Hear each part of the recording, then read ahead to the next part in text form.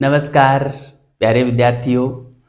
पुष्यमित्र शुंग की धार्मिक नीति पिछली क्लास में हम पढ़ चुके थे और आज की क्लास में हम अ, उनके पुष्यमित्र शुंग के उत्तराधिकारियों को पूरा पढ़ लेंगे। और पुष्यमित्र शुंग के जो उत्तराधिकारी हैं उसमें बस केवल नाम ही है, उसमें एक शासक थोड़ा सा महत्वपूर्ण है, उसको पढ़ना है और बाकी तो बस केवल नाम मात्र के हैं। ठीक है, तो इनको हम पढ़ना प्रारंभ करते हैं। और आज हम पुष्यमित्र शुंग शुंग वंश को पूरा भी पढ़ लेंगे और थोड़ा सा कर्ण वंश भी है। कर्ण वंश में भी शासकों के नाम ही हैं, बस उससे ज़्यादा कुछ नहीं है।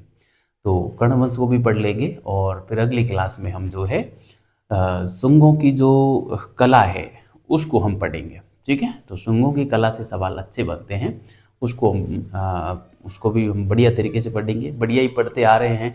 और आप लोग ये ना सोचें कि क्लासें रुक जाएंगी। मैंने जो पिछली क्लास में कहा था कि भैया आप अपने स्तर पे पढ़ना प्रारंभ करना, मैं नहीं करवा पाऊँगा। वो नहीं करवा पाऊँगा का मतलब ये है कि समय रहते नहीं करवा पाऊँगा। बाकी संपूर्ण इतिहास तो मुझे पढ़ाना है ही है। मैंने तो आपको बहुत पहले कहा था कि आप लोग मतलब स्कूल व्याख्याता का पाठ्यक्रम मैं पहले करवा रहा हूँ। इसका मतलब ये नहीं है कि मैं केवल स्कूल व्याख्याता का ही पाठ्यक्रम करवाऊँगा या इसको जो है नहीं करवाऊँगा अब। ऐसा बिल्कुल भी मेरा उद्देश्य नहीं है।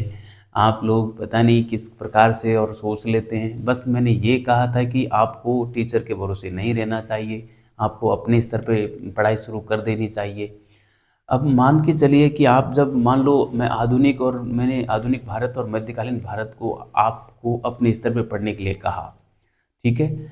और मैंने ये कहा कि आप कहोगे तो मैं विश्व इतिहास करवा दूँगा, ठीक है? मतलब उस गति से मैंने ये कहा था। मैंने ये नहीं कहा कि मैं अब चैनल बंद कर दूँगा या यहाँ पे इतिहास नहीं पढ़ाऊँगा या अन्य सब्जेक्ट पढ़ाऊँगा।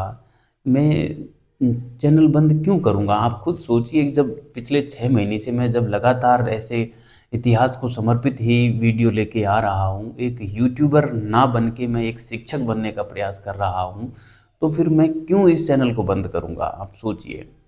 क्यों, जब इतने दिनों से जब मैं मेहनत कर रहा था और अब आके मैं क्यों बंद कर दूँगा?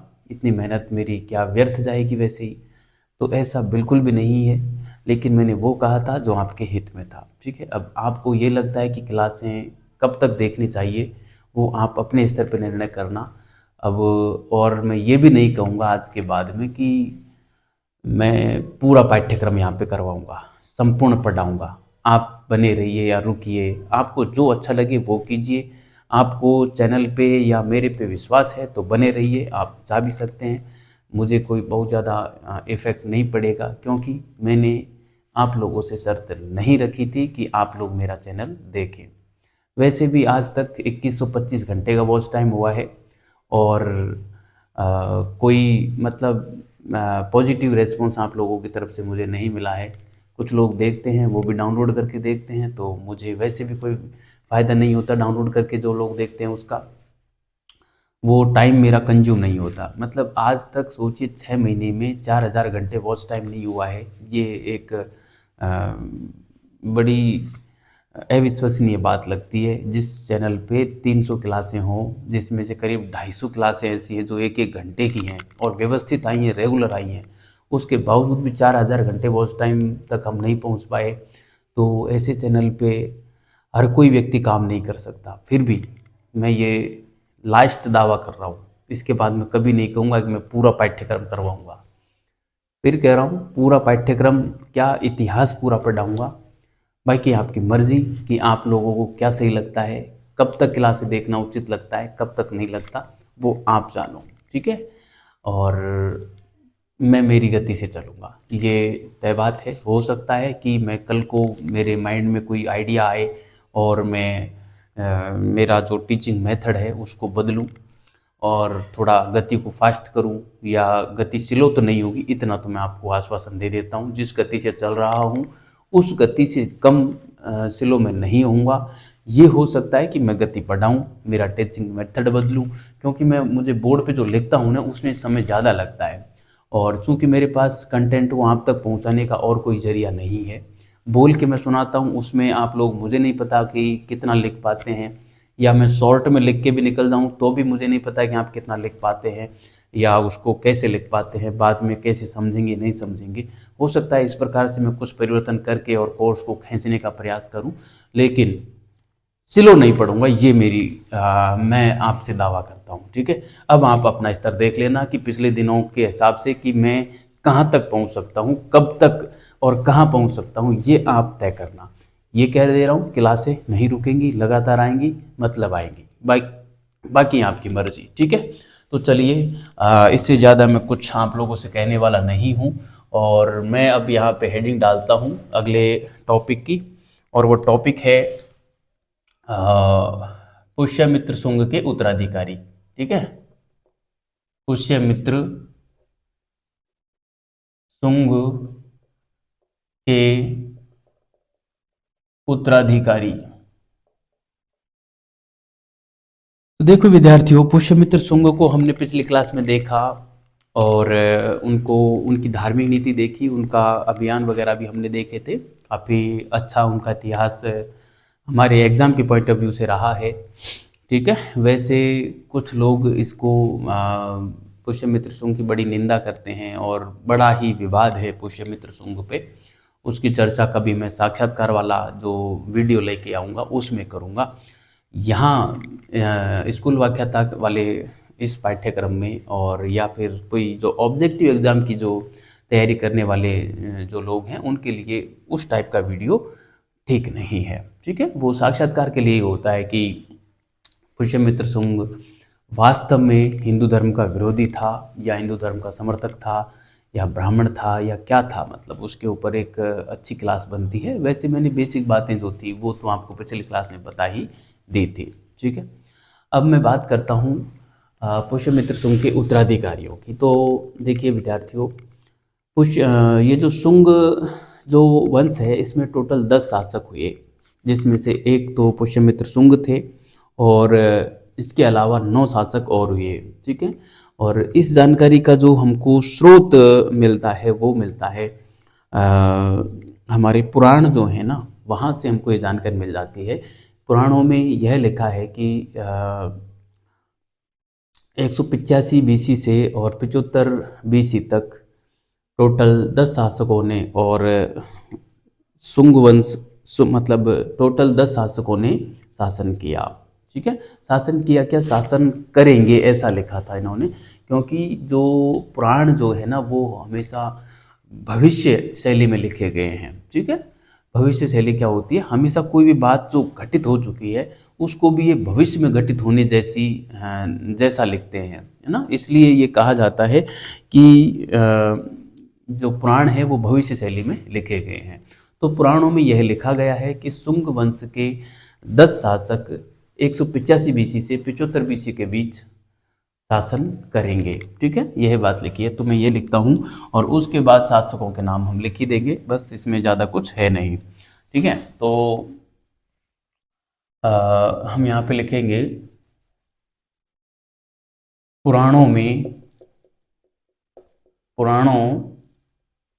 के अनुसार, पुराणों के अनुसार शुंग वंश में 10 शासक हुए, जिन्होंने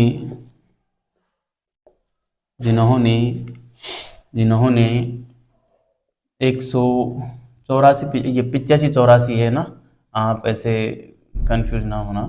185-84 BC से 75 BC तक शासन किया।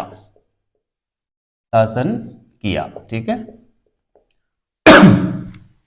सॉरी, शासन किया, ये एक बात तो ये हुई। अब मैं लिखता हूँ पुष्यमित्र शुंग के उत्तराधिकारी। पुष्यमित्र शुंग के उत्तराधिकारी या पुष्यमित्र शुंग के बाद जो शासक बने थे ना 9 व्यक्ति, उनके नाम हम यहाँ पे लिखेंगे।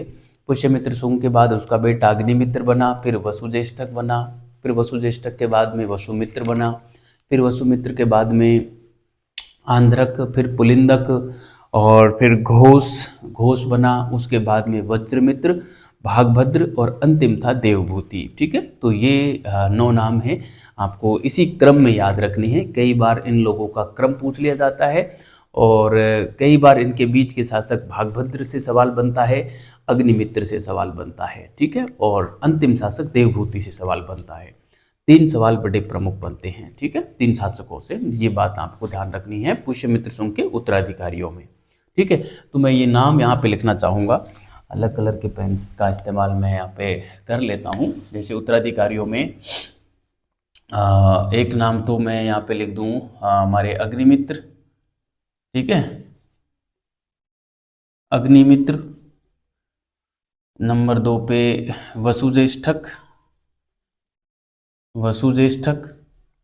नंबर 3 पे वसुमित्र, है ना।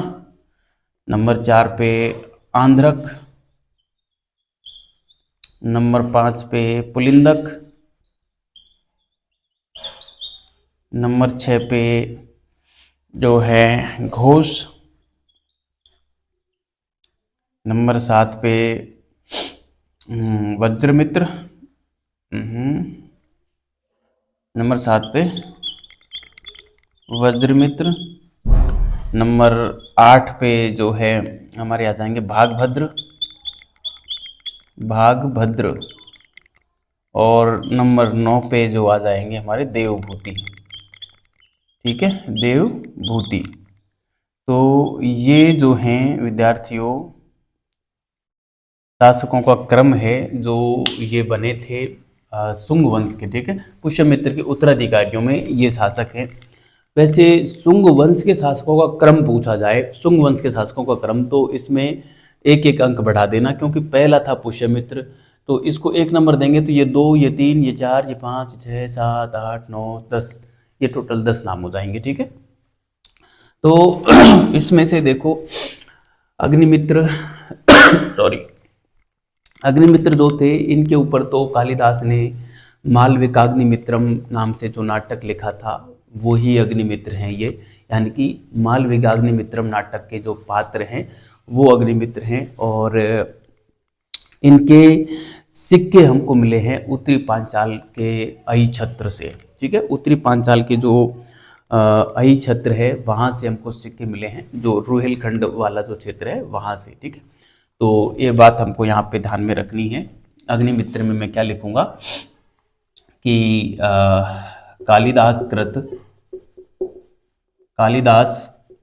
कृत मालविकाग्निमित्रम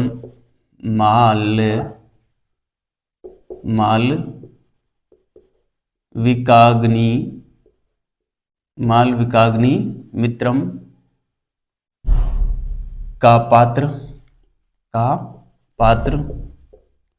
ठीक है, एक चीज तो ये, और दूसरी इनके सिक्के, इनके ताम्र सिक्के है ना, इनके ताम्र सिक्के उत्तरी पांचाल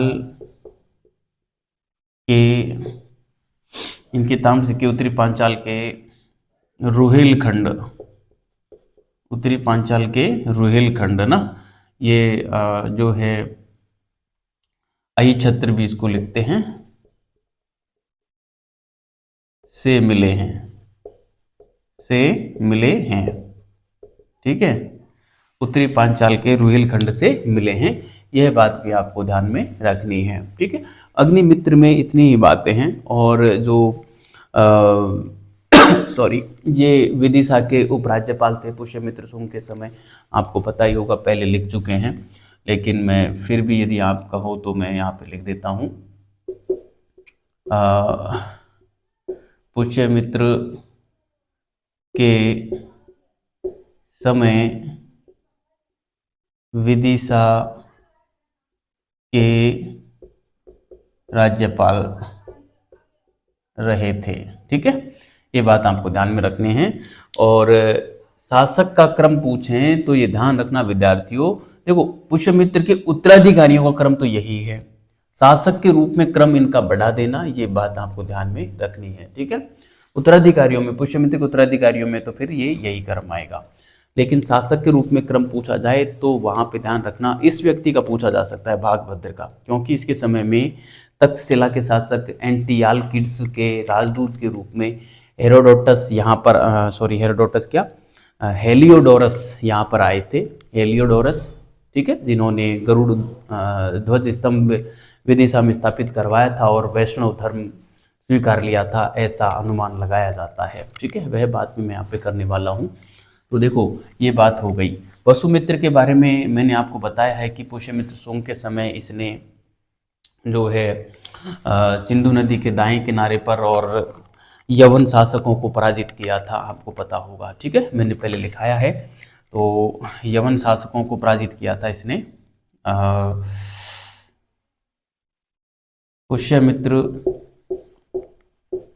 पुष्यमित्र के काल में यवन शासकों को पराजित किया, यवन शासकों को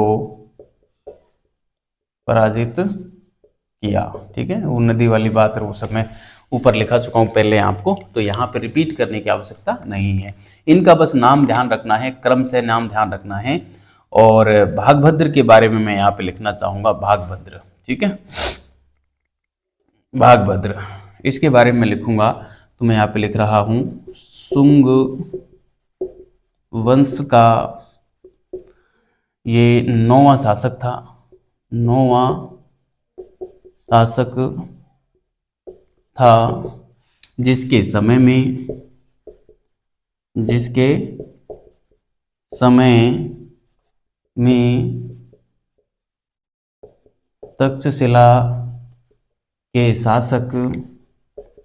तक्षशिला के शासक ये यवन शासक थे ना, तक्षशिला के यवन के शासक, मैंने यवन ब्रैकेट में लिखा सॉरी, के शासक एंटियालकिड्स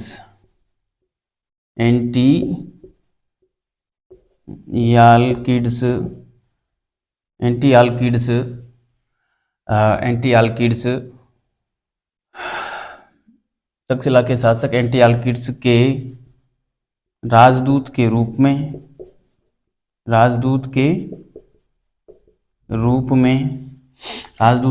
में हेलियोडोरस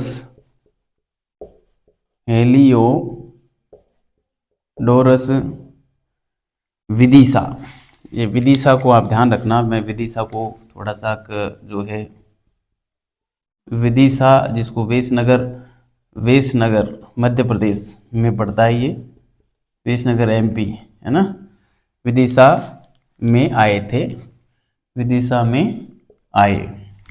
ठीक है, विदिशा में आए, ये बात वेरी इंपॉर्टेंट है, मोस्ट लगा के और इसको ध्यान रखना विद्यार्थियों। ये सवाल काफ़ी बार पूछा गया है, आगे भी पूछा जा सकता है। वैसे तो मैं बोर्ड पे लिखता हूँ, वो प्रत्येक बात ही महत्वपूर्ण है, अच्छे तरीके से आपको याद रखनी है। ठीक है, और अब यहाँ से आगे की मैं बात और बताऊँ तो ये है कि इसने हेलियोडोरस ने जो है वैष्णव धर्म स्वीकार कर लिया था। ठीक है, मैं यहाँ पे लिखूँगा, हेलियोडोरस ने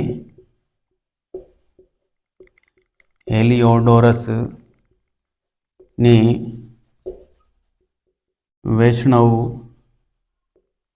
धर्म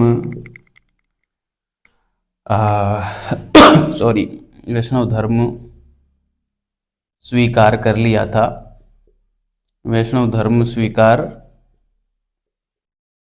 कर लिया था। ठीक है, हेलियोडोरस ने वैष्णव धर्म स्वीकार कर लिया था, जिसके प्रमाण निम्न हैं, ठीक है, किन प्रमाणों के आधार पर हम कह सकते हैं कि हेलियोडोरस ने और वैष्णव धर्म स्वीकार कर लिया था। ठीक है, ये वैष्णव धर्म स्वीकार कर लिया था। ठीक है, तो अब इसमें प्रमाणों में मैं यहाँ पे लिखूं तो 1 नंबर पे तो ये मिलता है कि विदिशा में इसने एक वैष्णव या विष्णु मंदिर का निर्माण करवाया था। ठीक है, विदिशा में एक विष्णु मंदिर का निर्माण इसने करवाया था। और दूसरा जो हमें मिलता है वो ये मिलता है कि उस मंदिर के ठीक सामने उस मंदिर के ठीक सामने एक गरुड़ ध्वज स्तंभ स्थापित करवाया था, ठीक है, जो कि भारत का वैष्णव धर्म की जानकारी प्रदान करने वाला प्राचीनतम अभिलेख भी माना जाता है, ठीक है। तो यह बात मैं यहाँ पे लिखूंगा कि सॉरी, विदिशा में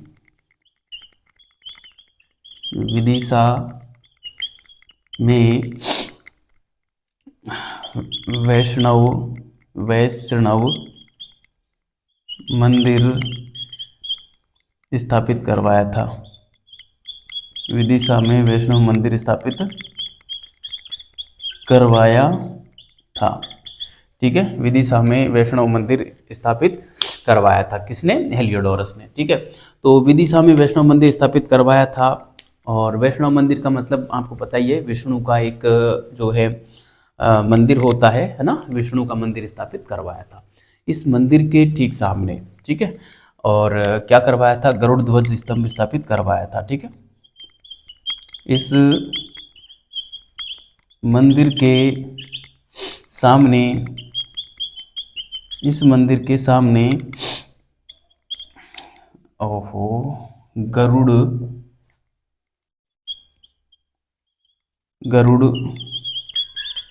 ध्वज स्तंभ स्थापित करवाया, ठीक है। इस मंदिर के सामने गरुड़ ध्वज स्तंभ स्थापित करवाया, जो कि भारत में वैष्णव धर्म की जानकारी का प्राचीनतम अभिलेखीय साक्ष्य है, ठीक है। तो हम यहाँ पे लिखेंगे यह भारत में वैष्णव संप्रदाय की जानकारी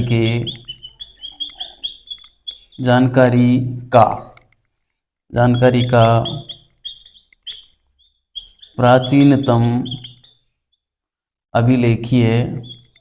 प्राचीनतम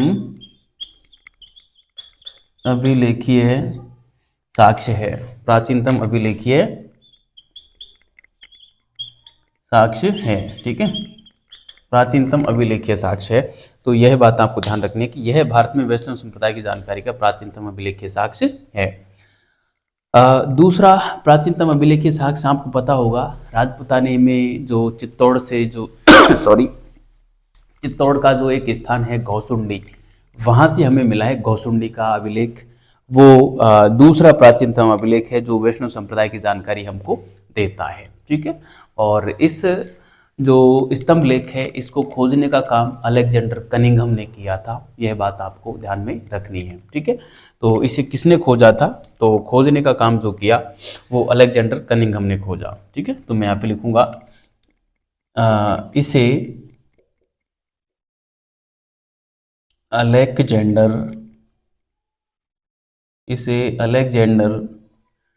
कनिंघम ने खोजा था, इसे अलेक्जेंडर कनिंघम ने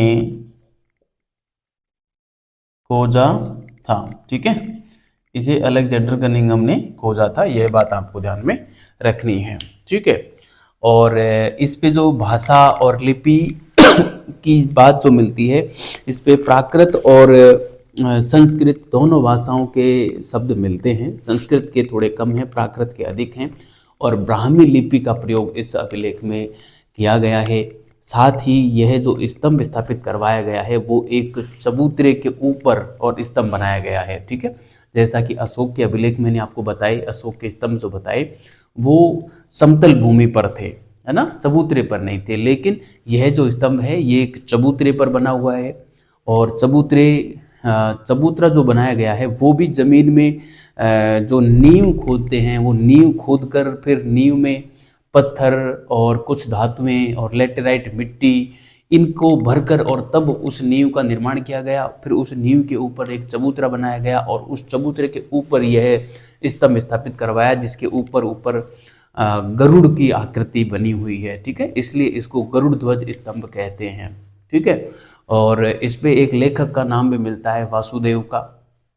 ठीक है, वासुदेव का नाम एक लेखक के रूप में मिलता है। साथ में इसमें जो है अ, जो ये तक्षशिला के जो शासक हैं उनका नाम भी मिलता है आंता लिखिता। ठीक है, यानी कि आंता लिखिता नाम मिलता है। उस आंता लिखिता नाम से और हमारे इतिहासकारों ने यह अनुमान लगाया है कि वो एंटियालकिड्स ही था, है ना, एंटियालकिड्स ही था। ठीक है, तो यह जानकारी हमको मिलती है। साथ में हमको वहाँ पे और भी जानकारी मिलती है। काशी के एक शासक हुए थे भागभद्र, उनकी भी जानकारी हमको मिलती है। ठीक है, काशी के शासक भागभद्र की जानकारी मिलती है। ये भागभद्र संभवतः ये शुंग वंश के शासक थे, है ना। और यह जो अभिलेख, यह जो स्तंभ जो था वो स्थापित जो करवाया गया था वो इस शासक भागभद्र के शासनकाल के 14वें वर्ष स्थापित करवाया गया था। ठीक है, उस हिसाब से इस स्तंभ को जो स्थापित करवाने का जो समय निकल के आता है वो 113 BC निकल के आता है। ठीक है, तो यह सारी बात आपको ध्यान में रखनी है। इसके अलावा यहाँ से हमको जो जानकारी मिलती है इस स्तंभ से वो इस पे एक तो महाभारत का दर्शन लिखा हुआ है, क्योंकि ऐसा माना जाता है कि हेलियोडोरस ने महाभारत का अध्ययन किया था।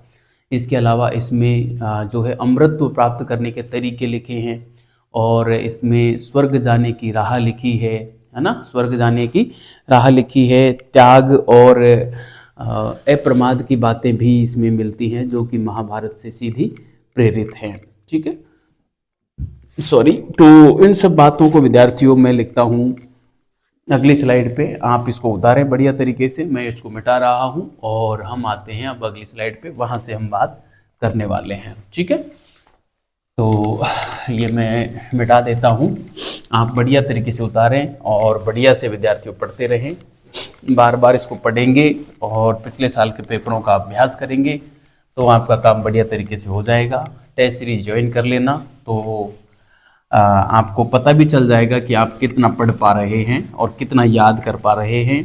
ठीक है, अन्य लोगों के मुकाबले आपका स्कोर क्या है वो भी आपको पता चल जाएगा। तो आप बढ़िया तरीके से जुटें और बढ़िया से इसको जो है तैयार करते रहें। ठीक है, तो अब मैं यहाँ पे आपको बता देता हूँ इस स्तंभ के बारे में। ठीक है, देखो ये जो स्तंभ है, मान लीजिए ये समतल भूमि है। ठीक है, समतल भूमि है, यहाँ पे ये इसकी नींव भरी गई है। ठीक है, ये क्या है, इसकी नींव भरी गई है मान लीजिए। ठीक है, और ऊपर बना दिया, इसके ऊपर एक चबूतरा बना दिया है। ये इसके ऊपर एक जो है चबूतरा बना दिया गया है। ठीक है, क्या बना दिया है, चबूतरा बना दिया गया है। ठीक है, ये लीजिए, ये मान लीजिए ये एक चबूतरा है और इसके ऊपर ये स्तंभ हमारा खड़ा हुआ है और यहाँ पे इस पे जो है ये गरुड़ की आकृति है, बस आप समझ जाना। ठीक है, तो इस प्रकार का माजरा है। अब इसके अंदर जो भरा गया है यहाँ पे नींव में तो कुछ पत्थर भी हैं, लेटेराइट मिट्टी भी है, धातुएं भी हैं। तो मैं यहाँ पे लिखूंगा, देखो नींव में क्या क्या है, नींव में पत्थर है। ठीक है, धातु भी है प्लस लेटेराइट मिट्टी भी है। ठीक है, लेटेराइट मिट्टी भी है। ठीक है, एक तो ये बात हो गई, ये है इसका चबूतरा। ठीक है, और ये है स्तंभ। ठीक है, ये है गरुड़ ध्वज। ठीक है, इसलिए इसको गरुड़ ध्वज स्तंभ कहा जाता है। ठीक है, ये बात आप समझ गए होंगे। ये मिला स्थान कहाँ है, स्थान विदिशा। विदिशा कहाँ पड़ता है, बेसनगर MP में। ठीक है, बेसनगर MP में ये पड़ता है। ठीक है, तो सारी बातें मैंने आपको यहाँ पे क्लियर कर दी हैं। अब मैं इसके बारे में कुछ अन्य जो बातें हैं वो मैं यहाँ पे लिखना चाहूँगा। जैसे मैं यहाँ पे लिख देता हूँ, एक तो इसके बारे में हम लिख देते हैं कि भाषा जो है इसमें एक तो प्राकृत व कुछ शब्द संस्कृत के भी हैं। ठीक है, कुछ शब्द संस्कृत के भी हैं। ठीक है, प्राकृत में कुछ शब्द संस्कृत के भी हैं। लिपि की मैं बात करूं, लिपि, तो लिपि है इसमें ब्राह्मी। ठीक है, ब्राह्मी लिपि का प्रयोग किया गया है। लेखक की बात करूं, लेखक वसुदेव का नाम मिलता है। ठीक है, वसुदेव का नाम, वसुदेव का नाम मिलता है। ठीक है, वसुदेव का नाम मिलता है। ये सारी बातें इस पर मिलती हैं। ठीक है, वसुदेव का नाम भी मिलता है लेखक के रूप में। और इसमें एंटियालकिड्स का भी नाम मिलता है। अली जो है सॉरी, आंता लिखिता का नाम भी मिलता है। सॉरी, अन्य विवरण, मैं यहाँ पे लिखता हूँ अन्य विवरण, अन्य विवरण। ठीक है, अन्य विवरण में देखो, मैं यहाँ पे लिख देता हूँ सॉरी, अन्य विवरण में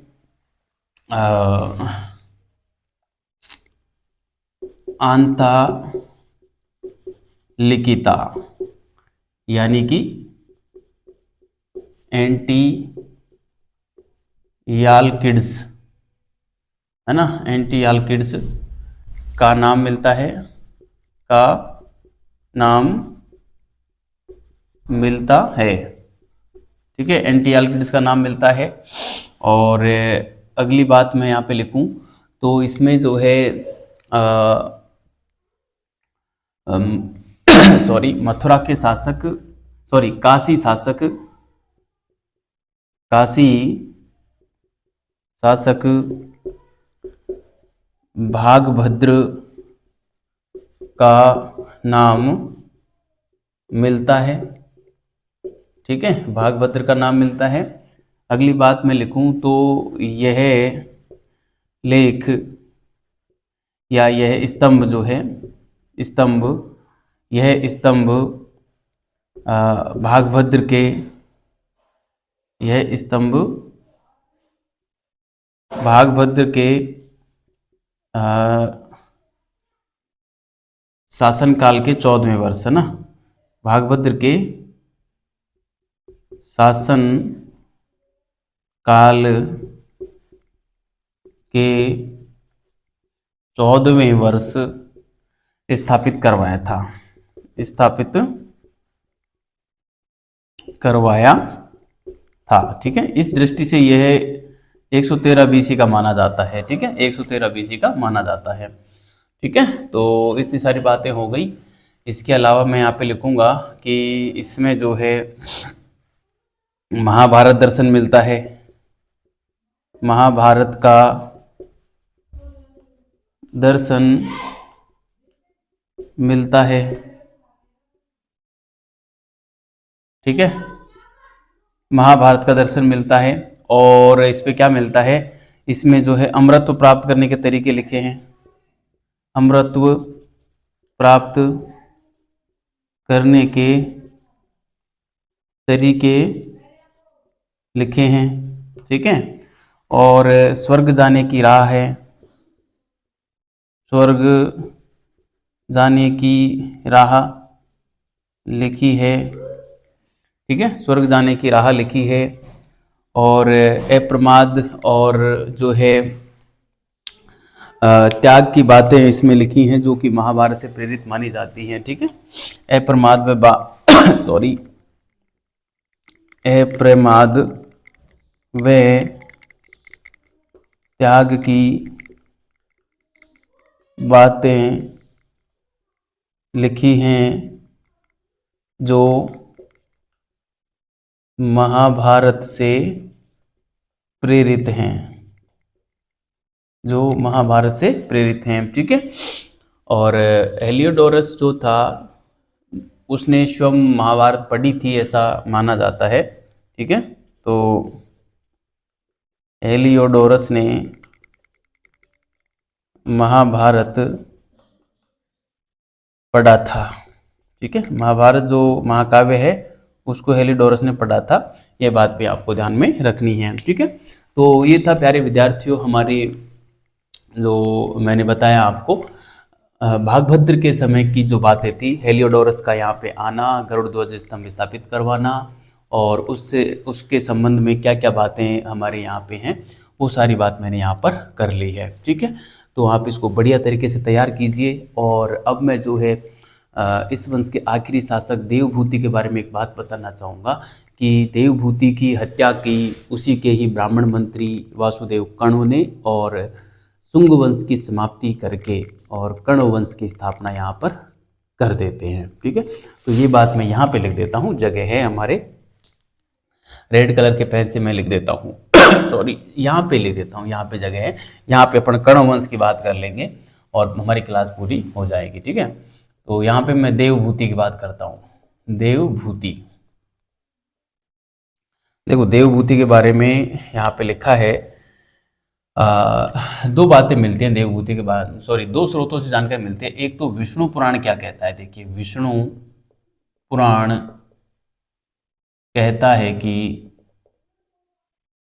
है कि ब्राह्मण मंत्री वासुदेव देवभूति की हत्या करके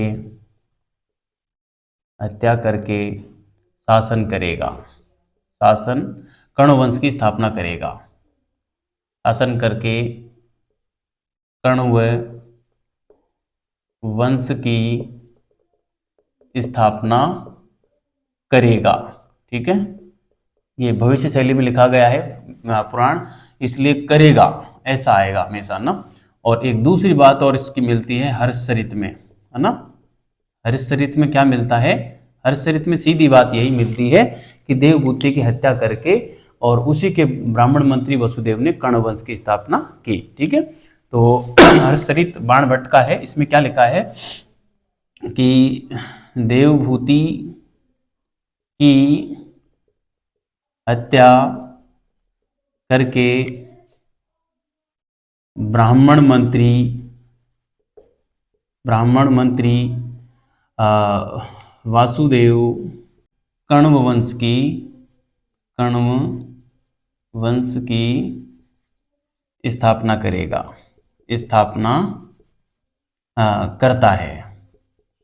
स्थापना करता है, करेगा। ये भविष्य शैली में तो पुराण लिखते हैं, हर्षचरित भविष्य शैली में नहीं लिखा गया, इसलिए स्थापना करता है, यह बात मिलती है हमको। ठीक है, तो ये था प्यारे विद्यार्थियों, हमारे शुंग वंश हमारे यहाँ पे पूरा होता है और कण्व वंश की स्थापना यहाँ पर हो जाती है। ठीक है, तो अब मैं जो है आपको आगे कण्व वंश के बारे में बस कुछ भी नहीं है, कण्व वंश में नाम ही है, वो मैं यहाँ पे लिखा देता हूँ, कण्व वंश। ठीक है, कण्व वंश की मैं बात कर लेता हूँ। सॉरी, कण्व वंश की स्थापना की बात मैंने यहाँ पे कर ली। इसमें कुल 4 शासक हुए जिन्होंने 45 वर्ष तक शासन किया था। ठीक है, तो यहाँ पे मैं लिख सकता हूँ कि 75 BC से, और यदि हम इसमें से 45 घटाएंगे तो 30 BC आ जाएगा ना। हाँ, 30 BC तक कुल 45 वर्ष तक 4 कण्व शासकों ने शासन किया। 4 कण्व वंश के शासकों ने, 4 कण्व वंश के कण्व वंश के 4 शासकों ने शासन किया। कण्व वंश के 4 शासकों ने शासन किया। ठीक है, कण्व वंश के 4 शासकों ने शासन यहाँ पे किया था। तो देखो कण्व वंश में जो 4 शासक हुए वो कौन कौन हुए, उनके मैं नाम यहाँ पे लिख देता हूँ सॉरी, एक तो संस्थापक तो वसुमित्र हो ही गए, सॉरी वसुदेव, ये वासुदेव या वसुदेव जो है वासुदेव, ठीक है, वासुदेव कण्व। इसके बाद जो अगले इसने 9 वर्ष शासन किया था ना, ठीक है, 9 वर्ष करता है। इसके बाद में आ जाता है हमारे भूमिमित्र आता है, ये करता है 14 वर्ष शासन। इसके बाद में आ जाता है नारायण करता है 12 वर्ष शासन, है ना। और सॉरी, अंत में आता है हमारे यहाँ पे कर्ण वंश का अंतिम शासक जो है वासुदेव, भूमिमित्र, नारायण, और कर्ण वंश का जो आखिरी शासक आता है वो हाँ सुशर्मा आता है। ठीक है, अंतिम शासक आता है सुशर्मा।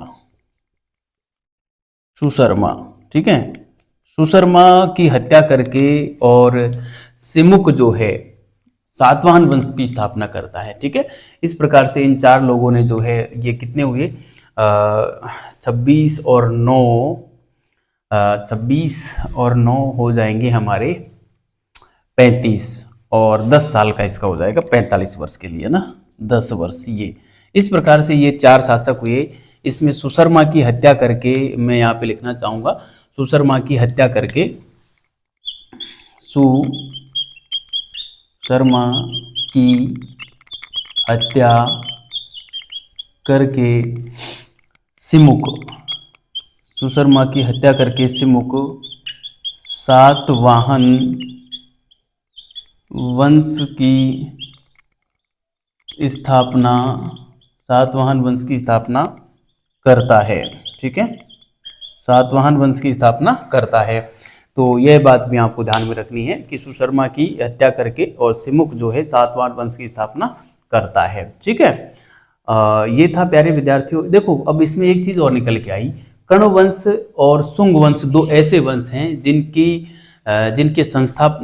स्थापना और अंत दोनों ही हत्या के साथ हुए थे, है ना। यह बात भी आपको ध्यान में रखनी है। तो इस बात को भी मैं यहाँ पे लिख देता हूँ, नोट डाल के लिख लें बनाई, भले ही नोट डाल के, कि शुंग व कर्ण वंश दोनों की स्थापना व अंत हत्या के साथ हुआ। ठीक है, कैसे, देखो जैसे शुंग वंश में, शुंग वंश की स्थापना पुष्यमित्र शुंग ने की थी, मौर्य वंश के अंतिम शासक बृहद्रथ की हत्या करके 184 BC के समथिंग, है ना, 184 कहीं पे 185 मिलता है। और फिर शुंग वंश का जो अंत किया वो देवभूति की हत्या करके वसुदेव ने किया और कर्ण वंश की स्थापना कर ली। ठीक है, तो शुंग वंश की स्थापना और अंत दोनों आ गए, और कर्ण वंश की स्थापना भी हत्या से आ गई। और फिर कर्ण वंश का अंत जो हुआ वो सिमुक ने कर दिया सुशर्मा की हत्या करके। ठीक है, 30 BC में। ठीक है, तो ये था, ये फैक्ट आपके समझ में आ गया होगा। ठीक है, तो ये था प्यारे विद्यार्थियों हमारे कर्ण वंश के साथ, कर्ण वंश भी मैंने करवा दिया शुंग के साथ साथ में। अब मैं अगली क्लास में आपको शुंग वंश की जो संस्कृति है उसके बारे में मैं बताना चाहूँगा आपको। ठीक है, कला उसमें ज़्यादा फेमस है, स्तूप कला का काफ़ी विकास इस काल में देखने को मिला था, तो उसके बारे में आपको कल पढ़ाऊँगा। तो बहुत बहुत धन्यवाद विद्यार्थियों, अच्छे रहिए, मस्त रहिए और लगातार पढ़ते रहिए।